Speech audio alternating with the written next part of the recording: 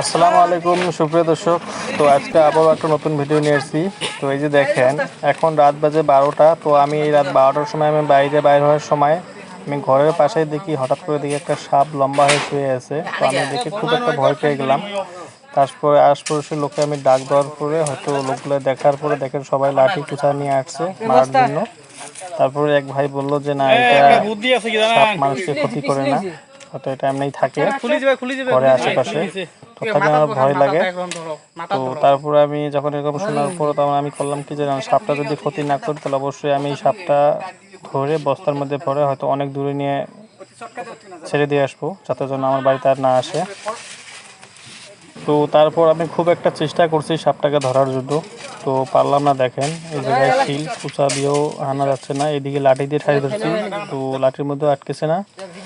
তো এই দেখেন সাপটা চলে যাচ্ছে। তো আমি আর পারলাম না একে ধরার মতন ক্যাপাসিটি। তো এই দেখেন সাপ আগে যাচ্ছে, আমি বেরিয়ে যাচ্ছি লাঠি নিয়ে।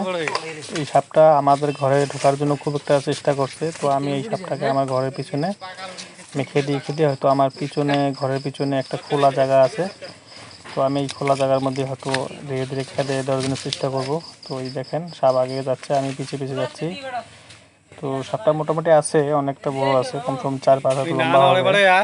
তো দেখেন এত রাত্রিবেলা এই সাপটা যদি কারো বাড়িতে এরকম হঠাৎ করে, অবশ্যই একটা ভয়ের কথা। এই দেখেন সাপটা দেখতেও খুব ভয়ঙ্কর লাগে।